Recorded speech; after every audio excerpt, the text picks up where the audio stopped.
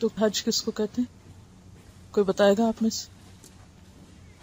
اسلام کے 5 بنیادی ارکان میں سے ایک رکن ہے جو صاحب حیثیت مسلمانوں پر فرض ہے. خاص مہینوں میں، خاص مقام پر، خاص لباس میں، خاص طریقوں پر ادا کیا جاتا ہے. اس کے فائدے اور اسباب پھر آگے کئی اس میں چیزیں آ جاتی ہیں. اس وقت پہلے میں حج کا جو طریقہ ہے اس کو شروع سے آخر تک مختصراً بیان کروں گی.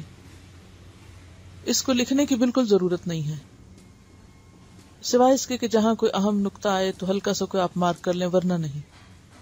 ان آیات کا آخر میں پھر خلاصہ کروں گی، یعنی تفسیر کروں گی، لیکن اس سے پہلے حج کا ایک پورا نقشہ آپ کے سامنے تازہ ہو جائے. ایون اگر آپ کر بھی چکے ہیں یا جانتے بھی ہیں تو ان آیات کو صحیح طور پر سمجھنے کے لیے ضروری ہے تاکہ آپ جو آیت جس موقع کی مناسبت سے ہے اس کو پہچان سکے. کیونکہ دوبارہ جب میں آیات کی تفسیر پر آؤں گی تو میں ان مواقع کی نشاندہی بھی کرتی چلی جاؤں گی.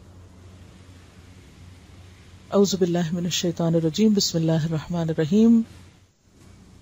حج اسلام کے بنیادی ارکان میں سے ایک رکن ہے جو ساری زندگی میں صرف ایک بار فرض ہے. حج مبرور یعنی جو پورے مناسک کی صحیح پابندی کے ساتھ ادا کیا جاتا ہے اللہ کی خاطر، اس کی جزا جنت ہے. ایمان باللہ کے بعد سب سے افضل عمل ہے، یعنی عبادات میں. خواتین، بوڑھے اور کمزور لوگوں کو حج کا ثواب جہاد کے برابر ملتا ہے. حج اور عمرہ کرنے والوں کی دعائیں قبول ہوتی ہیں. اگر کوئی حج پر جاتے ہوئے راستے میں فوت ہو جائے تو بھی اس کو حج کا پورا ثواب مل جاتا ہے. استطاعت رکھنے والوں پر حج کرنا فرض ہے. وَلِلَّهِ عَلَى النَّاسِ حِجُّ الْبَيْتِ مَنِ اسْتَطَاعَ إِلَيْهِ سَبِيلًا وَمَنْ كَفَرَ فَإِنَّ اللَّهَ غَنِيٌّ عَنِ الْعَالَمِينَ. لوگوں پر اللہ کا یہ حق ہے کہ جو اس گھر تک پہنچنے کی استطاعت رکھتا ہو وہ اس کا حج کرے، اور جو کوئی اس حکم کی پیروی سے انکار کرے تو اسے معلوم ہونا چاہیے کہ اللہ تمام دنیا والوں سے بے نیاز ہے. مرنے والے پر حج فرض ہو تو اس کے وارثوں کو اس کی طرف سے حج بدل کرنا چاہیے. حج کثیر المقاصد اور کثیر الفوائد عبادت ہے، یعنی اس کے بہت سے مقاصد ہیں اور اس کے بہت سے فائدے بھی ہیں. یعنی محض یہ ایک ریچول یا ایک عبادت ہی نہیں، اس کے بہت گہرے اثرات ہوتے ہیں انسانی زندگی پر بحیثیت ایک انسان کے اور بحیثیت ایک اسلامی معاشرے کے فرد کے. اور جیسا کہ آپ جانتے ہیں کہ ان آیات کا یہاں وجود ایک خاص کانٹیکسٹ میں بھی ہے کہ امت مسلمہ کو اپنے اصل مقصد کی ادائیگی کے لیے تیار کرنے میں جو چیزیں مددگار ہیں ان میں سے ایک حج بھی ہے. حج کے بہت سے مقاصد اور فوائد ہیں اور یہ ہر مالدار، آزاد، عاقل مسلمان مرد اور عورت پر فرض ہے. لیکن سفر حج کے لیے عورت کے ساتھ خاوند یا محرم کا ہونا ضروری ہے. حج یا عمرہ ادا کرنے کے لیے میقات سے بغیر احرام کے گزرنا درست نہیں. میقات وہ حدود ہیں جن سے آگے جانے کے لیے سفر حج میں احرام ضروری ہوتا ہے. اگر خواتین حالت حیض میں ہوں تو بھی میقات سے احرام کی نیت کرنا ضروری ہے. بیرونی دنیا سے آنے والے حجاج عموماً حج تمتع کی نیت کرتے ہیں. لوکلز جو ہیں وہ افراد کی، اور عموماً جو مملکت سعودی عرب سے باہر کے لوگ ہیں وہ ایک ہی سفر میں حج اور عمرہ دونوں کرتے ہیں جو حج تمتع کہلاتا ہے، یا قران جو ایک ہی احرام میں حج اور عمرہ. ان تین کی اقسام کا فرق انشاءاللہ آگے بھی آئے گا، سورۃ الحج میں بھی یہ مضمون دہرایا جائے گا. اس کے لیے ایام حج سے پہلے مکہ پہنچ کر عمرہ ادا کیا جائے گا، یعنی حج تمتع کی صورت میں. خواتین اگر حیض کی وجہ سے عمرہ ادا نہ کر سکیں تو ایام حیض ختم ہونے کے بعد حدود حرم سے باہر تنعیم میں مسجد عائشہ سے احرام باندھ کر عمرہ ادا کر سکتی ہیں، جیسے حضرت عائشہ نے کیا تھا. جب سب لوگوں نے حج اور عمرہ دونوں کیا تو انہوں نے کہا کہ کیا میں صرف حج کر کے چلی جاؤں گی، میں بھی اسی سفر میں عمرے کا فائدہ بھی حاصل کرنا چاہتی ہوں. تو آپ نے پھر سارے قافلے کو ان کی خاطر روک دیا تھا. اور ان کے بھائی کو ان کے ساتھ تنیم تک بھیجا جو حرم کی حدود سے باہر ایک جگہ ہے جہاں آج کل مسجد عائشہ کے نام سے مسجد بھی موجود ہے. وہاں سے وہ دوبارہ احرام پہن کر آ کر عمرہ کر کے پھر ساتھ واپس گئی تھی. یعنی نیکی کرنے میں عورت کا بھی اتنا ہی حق ہے جتنا مرد کا. خواتین کا احرام ان کا عام لباس ہی ہوتا ہے جو وہ عام طور پر گھر سے نکلتے وقت پہنتی ہیں بشرطے کہ پردے کی شرائط پوری کرتا ہو. خواتین حالت احرام میں زیور، گھڑی، اینک وغیرہ استعمال کر سکتی ہیں لیکن چھنکنے والا زیور نہ ہو تو بہتر. نیز رنگین کپڑے بھی پہن سکتی ہیں. عام طور پر یہ خیال ہوتا ہے کہ شاید سفید کپڑے ہی پہننا ضروری ہے احرام کے لیے، تو ایسا نہیں. بخاری میں ہے کہ حضرت عائشہ رضی اللہ عنہا کے نزدیک عورت کے لیے حالت احرام میں زیور پہننے، سیاہ اور گلابی رنگ کا کپڑا پہننے جو گھر میں عام طور پہ ہم پہنتے ہیں، اور موزے پہننے میں کوئی حرج نہیں. لیکن خوشبو اور میک اپ کا استعمال درست نہیں. اسی طرح بال کاٹنا بھی منع ہے. خواتین کے احرام میں سلا و نقاب اور دستانوں کا استعمال ممنوع ہے. سلے و نقاب کی بجائے خواتین ایسی اوڑھنی اوڑھ سکتی ہیں جسے بوقت ضرورت چہرے کے سامنے کیا جا سکتا ہے. ایسے میں اگر وہ چہرے کو چھو بھی لے تو کوئی حرج نہیں، کیونکہ کسی حدیث سے کپڑے کے چہرے پہ لگنے کی ممانعت نہیں آئی، سلے و نقاب کی بات آتی ہے. حضرت عائشہ فرماتی ہیں کہ ہم رسول اللہ صلی اللہ علیہ وسلم کے ساتھ حالت احرام میں تھی. قافلے ہمارے سامنے سے گزرتے تھے. جب وہ سامنے آتے تو ہم اپنی چادریں منہ پر لٹکا لیتی، جب وہ گزر جاتے تو ہم کھول لیتی. حالت احرام میں سر اور بدن پہ خارج جائز ہے، لیکن جنسی افعال یا گفتگو، لڑائی جھگڑا اور کسی کو تکلیف دینا منع ہے. احرام کی نیت کرنے کے بعد زیادہ سے زیادہ تلبیہ پڑھنا پسندیدہ ہے. تلبیہ کے الفاظ ہیں لبیک اللہم لبیک، لبیک لا شریک لک لبیک، ان الحمد والنعمت لک والملک لا شریک لک. حاضر ہوں اے اللہ، میں حاضر ہوں، میں حاضر ہوں، تیرا کوئی شریک نہیں، میں حاضر ہوں، بے شک ہم تیرے ہی لائق ہے، ساری نعمتیں تیری ہی دی ہوئی ہیں، بادشاہی تیری ہی ہے اور تیرا کوئی شریک نہیں. تلبیہ یعنی یہ الفاظ اس وقت تک پڑھے جائیں گے جب تک کہ طواف شروع نہ ہو جائے. حج کا احرام باندھنے اور تلبیہ کہنے کے بعد ایک مرتبہ اللہم حجۃ لا ریاء فیہا ولا سمعۃ کہنا مسنون ہے. یہ دعا جس کا معنی ہے اے اللہ ایسے حج کی توفیق دے جس میں نہ دکھاوا مقصود ہو نہ شہرت. مکہ پہنچ کر مسجد حرام میں داخل ہوتے وقت پہلے سیدھا پاؤں اندر رکھیں اور یہ دعا پڑھیں بسم اللہ والسلام علی رسول اللہ اللہم اغفر لی ذنوبی وافتح لی ابواب رحمتک. اللہ کے نام سے داخل ہوتا ہوں، اللہ کے رسول صلی اللہ علیہ وسلم پر سلام ہو، اے اللہ میرے گناہ معاف فرما دے اور اپنی رحمت کے دروازے مجھ پر کھول دے. جب بیت اللہ پر پہلی نظر پڑے تو دعا کریں، قبولیت دعا کا وقت ہے. کعبۃ اللہ کے قریب پہنچ کر حجر اسود سے طواف کا آغاز ہوگا. خانہ کعبہ کے گرد 7 چکر لگانے کا نام طواف ہے. ہر چکر حجر اسود سے شروع ہو کر حجر اسود پر ختم ہوتا ہے. یاد رکھیے حج میں نہ تو حجر اسود کی عبادت کی جاتی ہے اور نہ ہی خانہ کعبہ کی، بلکہ عبادت تو اس گھر کے رب ہی کی ہوتی ہے، جیسا کہ قرآن پاک میں آتا ہے فَلْيَعْبُدُوا رَبَّ هَذَا الْبَيْتِ، بس ان کو چاہیے کہ اس گھر کے رب کی عبادت کریں. طواف کے لیے باوضو اور نجاست سے پاک ہونا شرط ہے. اگرچہ طواف کی ابتدا حجر اسود کو چومنے سے ہوتی ہے، لیکن اگر رش ہو یا بھیڑ ہو اور چومنا یا ہاتھ لگانا دشوار ہو تو حجر اسود کی طرف ہاتھ سے اشارہ کرنا اور ایک ہاتھ سے اشارہ کرنا کافی ہے. بعض لوگ اس لکیر پر جس سے حجر اسود کی نشاندہی ہوتی ہے کافی دیر کھڑے ہو کر دعائیں پڑھنا شروع کر دیتے ہیں، جس سے طواف کے فلو میں رکاوٹ ہوتی ہے اور لوگ بہت زیادہ اذیت کا شکار ہوتے ہیں. اس سے رکنا چاہیے، فوراً اشارہ کر کے بسم اللہ اللہ اکبر کہہ کے آگے بڑھ جانا چاہیے. اس جگہ پر رک کر دوسروں کو اذیت دینا اور خاص طور پر خواتین کا مردوں میں اس وقت گتھم ہونا درست نہیں. حجر اسود کے علاوہ رکن یمانی کو چھونا بھی، یہ بھی ایک کارنر ہے بیت اللہ شریف کا، اس کو چھونا مسنون ہے. اگر ممکن نہ ہو تو اشارے کی بھی ضرورت نہیں، کیونکہ بعض لوگ ہر کونے پہ اشارہ شروع کر دیتے ہیں. خصوصاً اگر بھیڑ ہو اور مردوں سے ٹکرانے کا اندیشہ ہو تو بہتر ہے کہ رکن یمانی کو نہ چھوا جائے. رکن یمانی کے بعد حجر اسود تک کی جگہ، یعنی رکن یمانی حجر اسود سے پچھلا کارنر ہے، تو رکن یمانی سے حجر اسود کے بیچ کی جگہ پر خاص طور پر ربنا آتنا فی الدنیا حسنۃ وفی الآخرۃ حسنۃ وقنا عذاب النار کی دعا پڑھنا مسنون ہے. اس کے علاوہ طواف کے دوران تلاوت قرآن، تسبیح، دعائیں اور اذکار کرنا چاہیے. اگرچہ گفتگو کی اجازت ہے لیکن سوائے شدید ضرورت کے گفتگو سے اجتناب کرنا چاہیے. رسول اللہ صلی اللہ علیہ وسلم نے فرمایا، رمی جمار اور بیت اللہ کے طواف کو اللہ کا ذکر قائم کرنے کا ذریعہ بنایا گیا ہے، اس کے علاوہ اس کا کوئی مقصد نہیں. بیت اللہ شریف کا طواف نماز کی طرح ہے، لہذا دوران طواف کم سے کم بات کرو.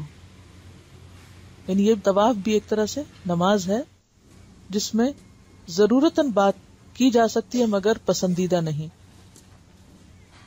بیت اللہ کا طواف دن اور رات میں کسی بھی وقت کیا جا سکتا ہے. دوران طواف اگر شرعی عذر کے باعث طواف کا سلسلہ منقطع کرنا پڑے، یعنی وضو ٹوٹ جائے، تو عذر دور ہونے کے بعد پہلے چکر کو شمار کر کے، یعنی اگر 3 ہو گئے مثلاً، تو صرف باقی چکر پورے کیے جائیں گے. نماز میں تو ایسا نہیں کر سکتے نا کہ آپ 2 رکعت کے بعد وضو اگر دوبارہ کرنا پڑے تو نئے سرے سے آپ پہلی رکعت سے شروع کریں گے.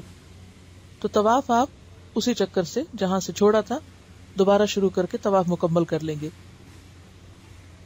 حتیم بیت اللہ کا حصہ ہے، لہذا حتیم کے باہر سے طواف کیا جائے گا.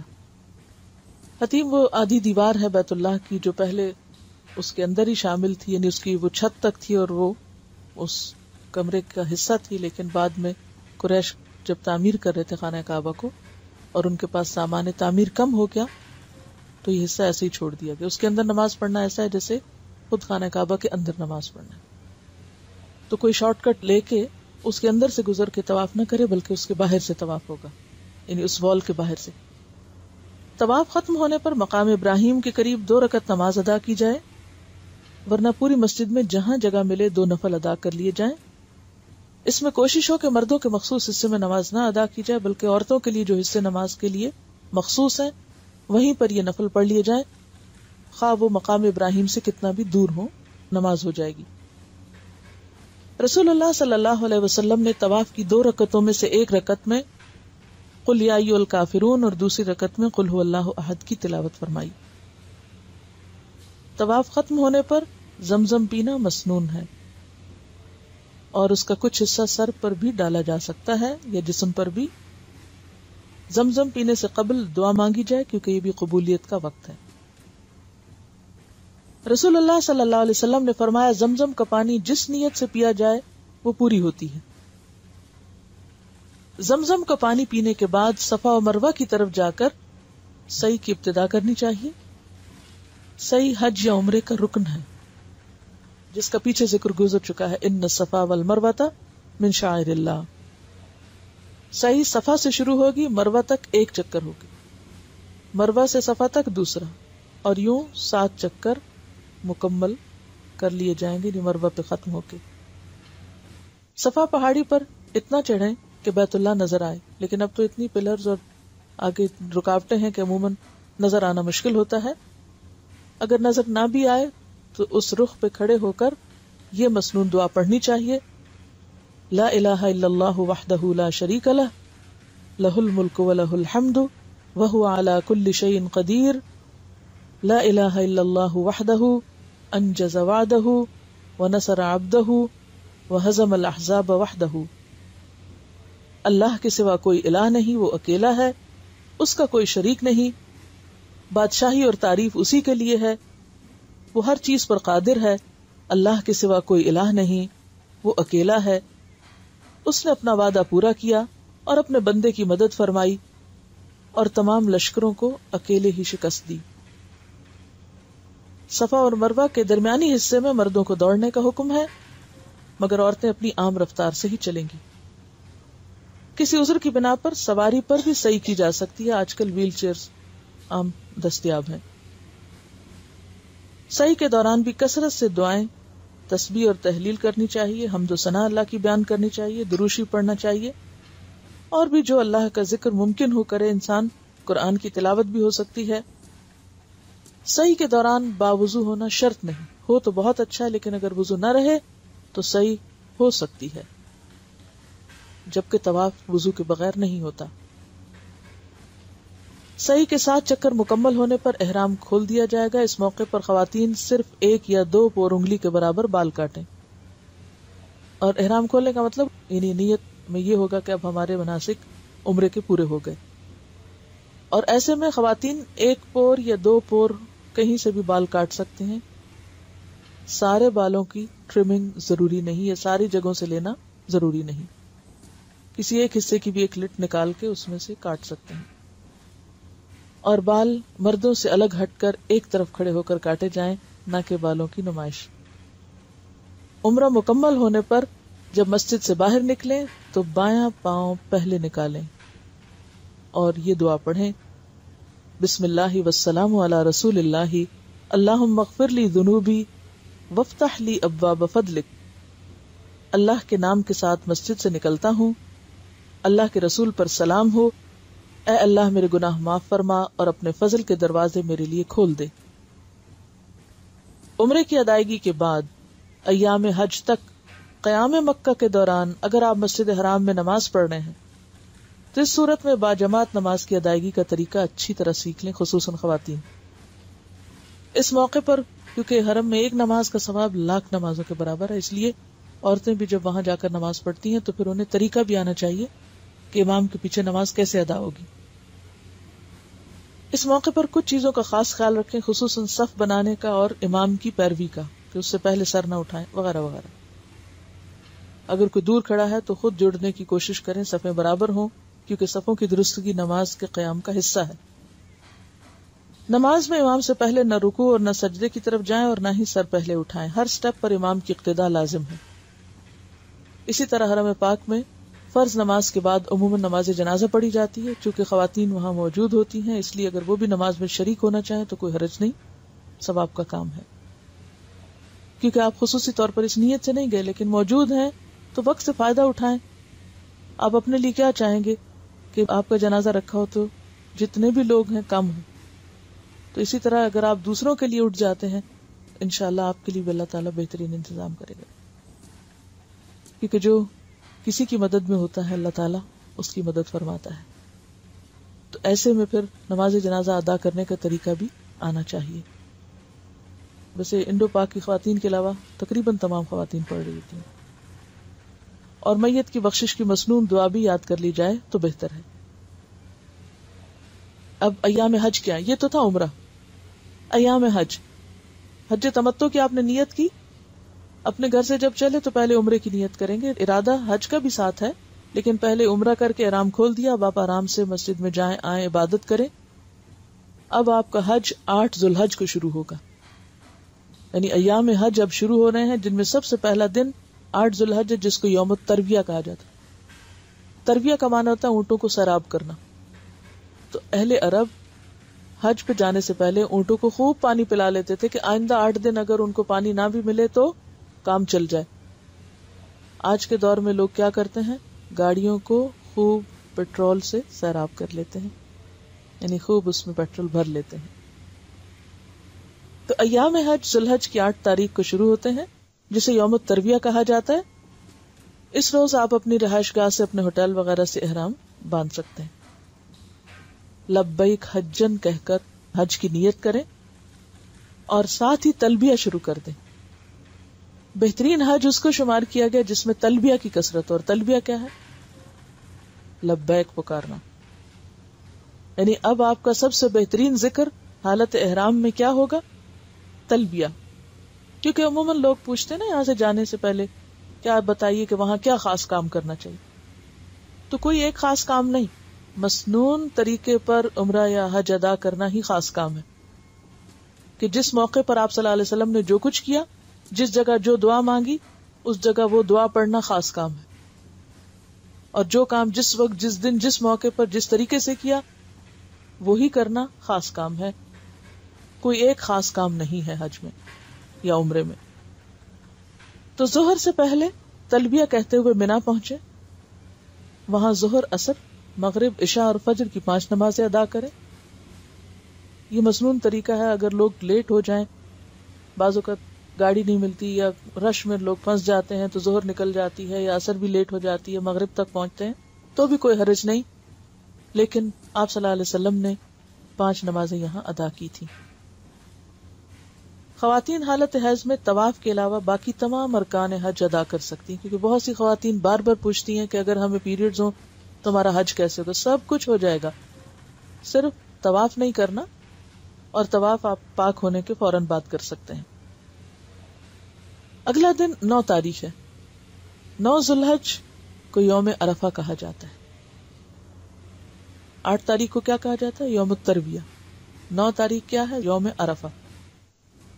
سورج طلوع ہونے کے بعد منا سے عرفات کی طرف روانگی ہوگی.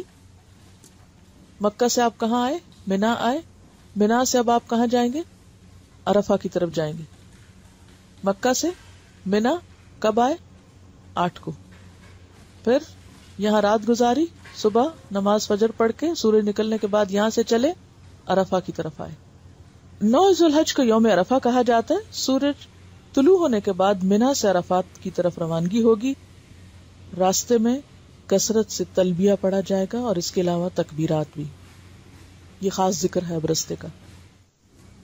زوال آفتاب کے بعد امام کا خطبہ ہوتا ہے. پھر ظہر اور عصر کی نمازیں ادا کی جاتی ہیں. اس روز میدان عرفات میں زوال آفتاب کے بعد سے لے کر، زوال آفتاب کس کو کہتے ہیں؟ سورج ڈوبنے کو نہیں، کس کو؟ ڈھلنے کو، یعنی جب ظہر کا وقت شروع ہو جاتا ہے. غروب آفتاب تک قبلہ رخ کھڑے ہو کر دعائیں مانگنا مسنون عمل ہے.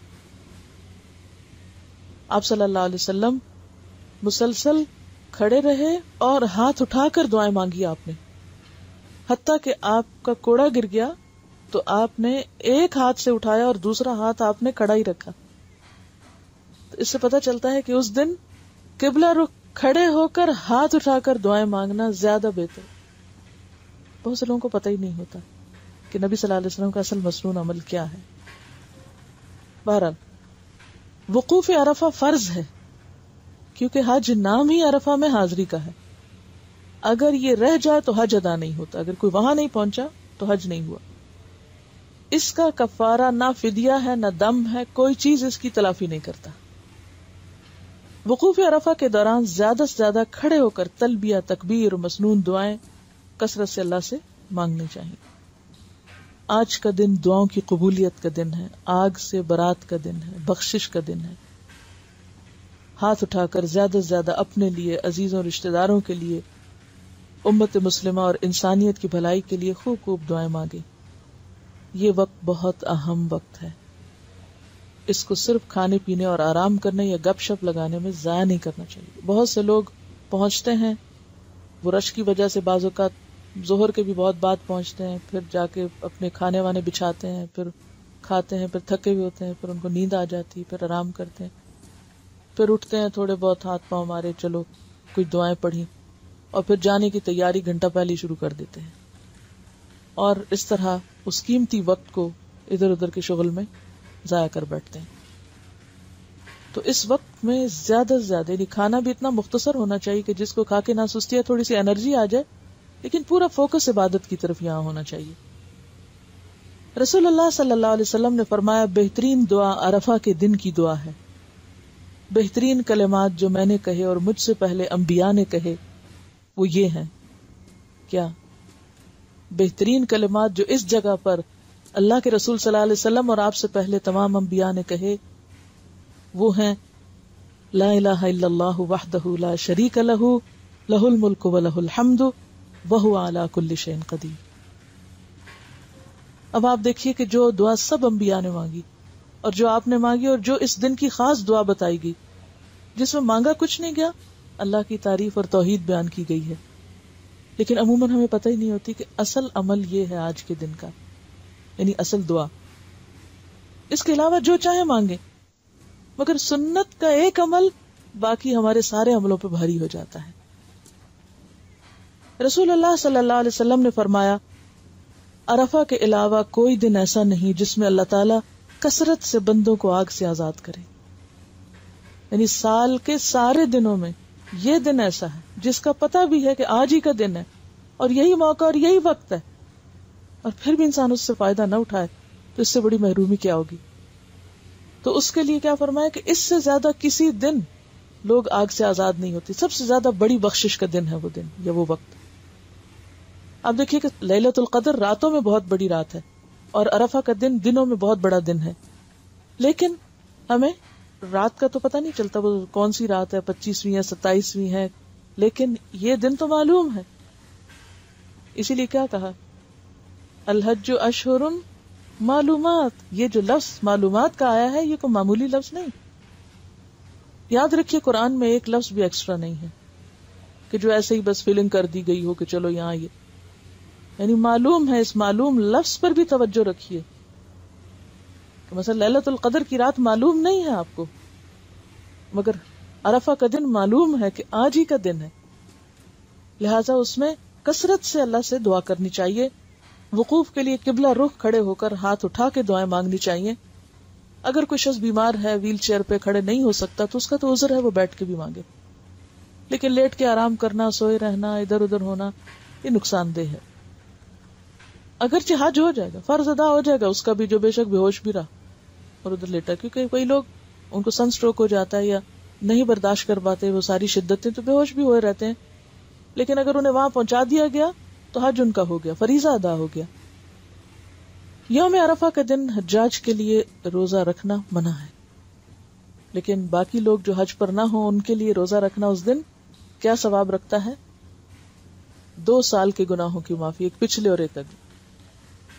سورج غروب ہوتے ہی مغرب کی نماز ادا کیے بغیر وقار اور سنجیدگی کے ساتھ تلبیہ کہتے ہوئے میدان عرفات سے مزدلفہ کی طرف آئیں. یہ ہے ثم افیدوا من حیث افاض الناس. وہاں عام طور پر آپ نے ایکسپیرینس کیا ہوگا کہ لوگ رکے رہتے ہیں صرف اس انتظار میں، جیسے روزہ کھلنے کا انتظار ہوتا ہے نا، جب روزہ کھلتا ہے تو کیا ہوتا ہے، سائرن بجتا ہے یا کچھ. تو اسی طرح اس وقت بھی ایک یعنی آذان شروع ہوتی ہے اور اس کے ساتھ دور دراز جگہوں پر بھی ایک آواز آتی ہے جس سے پتہ چلتا ہے کہ اب آپ نکل سکتے ہیں. تو لوگ ایسے چھوٹتے ہیں جیسے پانی کا بند توڑ دیا جائے تو ریلے بہنے لگتے ہیں. تو بالکل وہی منظر ہوتا ہے یہاں پر جس کا یہاں افیزو سے ذکر آیا قرآن پاک میں. اب 9 اور 10 ذوالحجہ کی درمیانی رات مزدلفہ میں بسر کرنا واجب ہے. یہاں مغرب اور عشاء کی نمازیں ادا کی جائیں گی، یہ نہیں کہ وہاں سے گزر کے تو آپ منا میں ہی آ کے سوئیں. مزدلفہ کی تمام رات جاگ کر عبادت کرنے کی بجائے اس کے کچھ حصے میں سونا مسنون ہے، کیونکہ آپ صلی اللہ علیہ وسلم سوئے تھے. نماز فجر کے بعد قبلہ رخ کھڑے ہو کر روشنی کے پھیلنے تک مشعر حرام کے قریب ہاتھ اٹھا کر خوب خوب دعائیں مانگے. اب وہاں پر مسجد ہے، یعنی مشعر حرام جو ہے اس کے قریب کھڑے ہونا افضل ہے. لیکن اگر آپ کو معلم نے وہ اتارا ہے دور تو پھر آپ چل چل کے وہاں پہنچیں گے تو مشکل ہوگی. اب جہاں ہیں بس یہ کہ مزدلفہ کے اندر ہیں وہیں پر کھڑے ہو کر دعا مانگنا، یہ بھی مسنون عمل ہے. کھڑے ہو کر بہت سی دعائیں ہم بیٹھ کے مانگتے ہیں، لیکن یہاں پر بھی قبلہ رخ کھڑے ہو کر روشنی کے پھیلنے تک مشعر حرام کے قریب خوب خوب دعائیں مانگے، پھر تلبیہ پڑھتے ہوئے سکون اور وقار کے ساتھ مزدلفہ سے منا کی طرف روانہ ہو جائیں. اب کون سا دن شروع ہو گیا؟ 10 تاریخ. یہ دن یوم النحر کہلاتا ہے، قربانی کا دن ہے. اس روز منا پہنچ کر سب سے پہلے جمرہ عقبہ کو رمی کی جاتی ہے. عقبہ کہتے ہیں پیچھے والے حصے کو، یعنی جو مکہ کے قریب آخری والا. پھر قربانی اور پھر بال کٹوائے جاتے ہیں، منڈوائے جاتے ہیں یا پھر کٹوائے جاتے ہیں. اگر اس ترتیب میں کچھ فرق بھی ہو جائے تو کوئی حرج نہیں، اس میں رخصت ہے. یعنی پہلے رمی کر لی یا بعد میں کر لی، یا پہلے قربانی ہو گئی اور بعد میں بال کاٹے، یا پہلے بال کاٹ لی اور بعد میں قربانی ہو گئی، اس میں سہولت ہے. اس کے بعد مکہ مکرمہ جا کر طواف افاضہ کیا جاتا ہے. اگر بھیڑ اور رش کی وجہ سے سیم ڈے یا اسی دن آپ نہ طواف پہ جا سکے، دن کو نہ جا سکے تو رات کو چلے جائیں، رات بھی نہ جا سکے تو اگلے دن تک بھی آپ جا سکتے ہیں. کیونکہ جتنے زیادہ رش ہو گیا تو اس میں بعضوں کا سب لوگ یہ سمجھتے ہیں کہ آج ہی کرنا ضروری ہے، تو اس میں رش نہ ہو. اور خواتین جو پاک نہ ہو وہ 1 دن 2 دن 3 دن 4 دن تک ٹھہر کر بعد میں طواف کر لیں. اگر آج آپ کسی وجہ سے طواف نہ کر سکیں تو اگلے روز یا اس کے بعد بھی طواف کیا جا سکتا ہے. خصوصاً خواتین اگر حالت حیض میں ہو تو آئندہ چند روز میں پاک ہونے کے بعد طواف کر سکتی ہیں. یاد رکھیے یہ طواف فرض ہے، اس کے بغیر حج مکمل نہ ہوگا، اور اس کا کوئی کفارہ نہیں کہ یہ کہے کہ چلو دم دے دیں اور اس طواف کی معافی ہو جائے. یہ حج کا دوسرا بڑا رکن ہے. اور یہ بھی یاد رہے کہ جب تک یہ طواف ہو نہ جائے تو مکمل طور پر احرام نہیں کھولا جاتا، عورت اپنے شوہر پہ حلال نہیں ہوتی، رفث کی گنجائش نہیں. 11، 12، 13 ذوالحج ایام تشریق کہلاتے ہیں. 10 تک کے مناسک ہو گئے، اب کیا ہے؟ ایام تشریق شروع ہو گئے.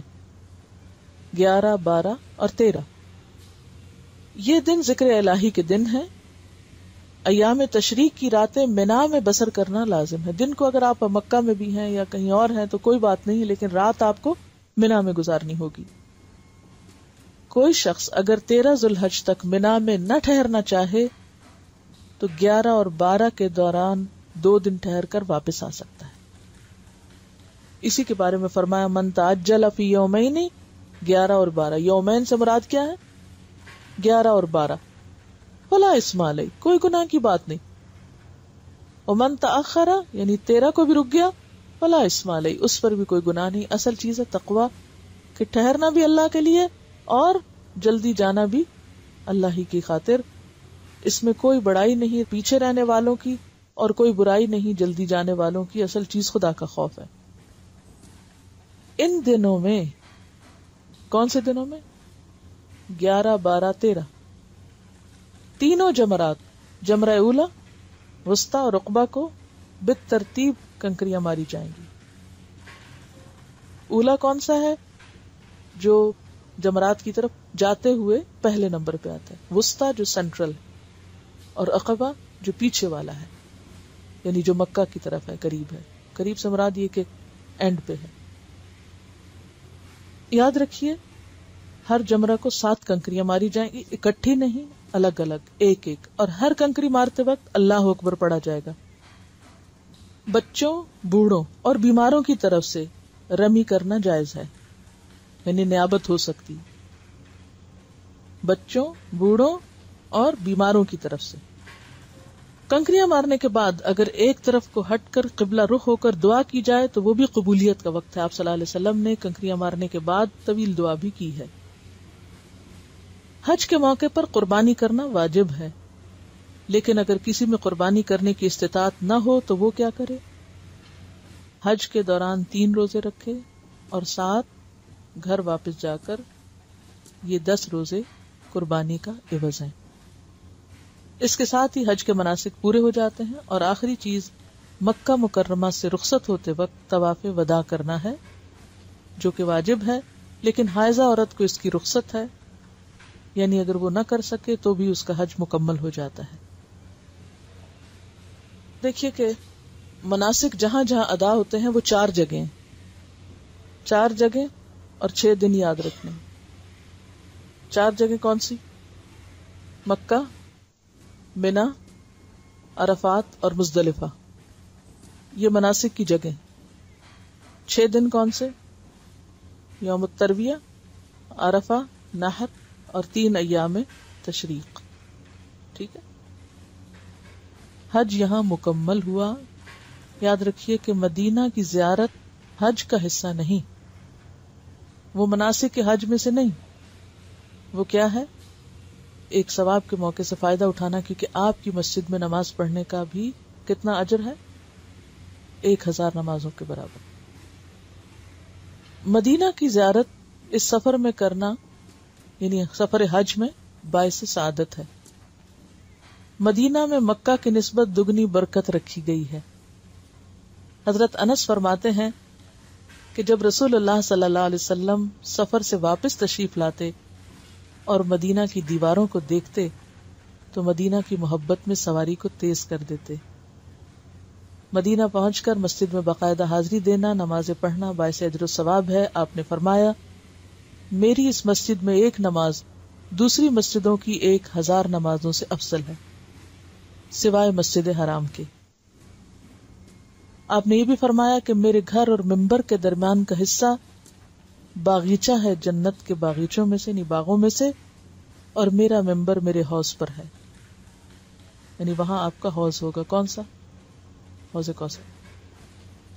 مسجد میں داخل ہو کر بیٹھنے سے قبل تحیت المسجد ضرور ادا کریں۔ جب آپ مسجد میں انٹر ہوں 2 نفل پڑھ کر بیٹھیں۔ مدینہ منورہ میں جب روضہ رسول پر حاضری دیں تو اس وقت بہت صبر و تحمل سے کام لیں، چونکہ خواتین کے لیے اوقات کا دورانیہ کم ہوتا ہے، اس لیے عموماً بھیڑ ہوتی ہے۔ بے صبری کا ثبوت دیتے ہوئے لوگ ایک دوسرے کو دھکے دیتے ہیں، نماز میں ایک دوسرے کے آگے سے گزرتے ہیں، پش کرتے ہیں۔ یہ وہ جگہ ہے جہاں احترام لازم ہے۔